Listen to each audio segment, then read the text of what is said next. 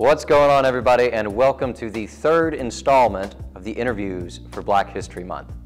Today, we are joined with Michael Murphy, a small business owner, successful entrepreneur, an award winner in many facets, and a successful writer. I introduce to you Michael Murphy. Well, the Black history and again the right to think of conservatism and what have you, because our history was based on relationship with God. I've always felt that we were the chosen. Why? Because we had to go through and still go through so much. I always remember another role model of mine was the late Jack Kemp. And I can remember him looking me right in my eyes. We shook hands. And he says, you know, anyone can be a Republican. He said, but it takes something to be a Black Republican. And I think about that's the upbringing that, or the experience that I tie into the community, the fact that we're about family. And I just think the history that was reflected upon those that have gone before us manifests that. The power of voting, the power of speaking out, the power of being able to say, look, I want better for the next generation than what I have right now.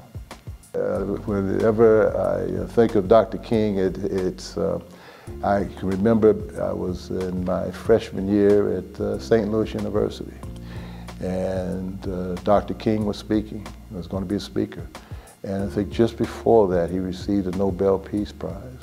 And I'll never forget the words, part of his speech, where he says that, he said that, you know, I don't, among the other many things that he said that day, but one of them that stuck in my mind was that he said, you know, I don't want the white man to love me, I just want him to respect me and not hang me.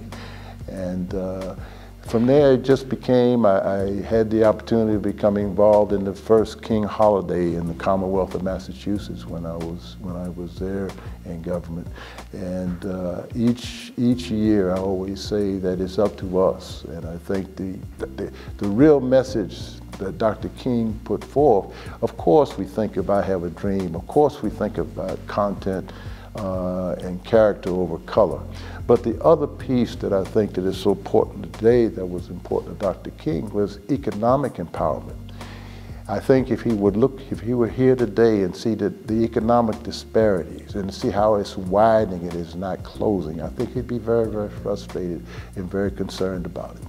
Because it just the mere fact, home ownership, for example, I mean, that is a legacy. That's what we can pass on to our family. That's within grasp. And that's what I'm most concerned about today. Michael Murphy, it was a pleasure having you with us today as we learned your story.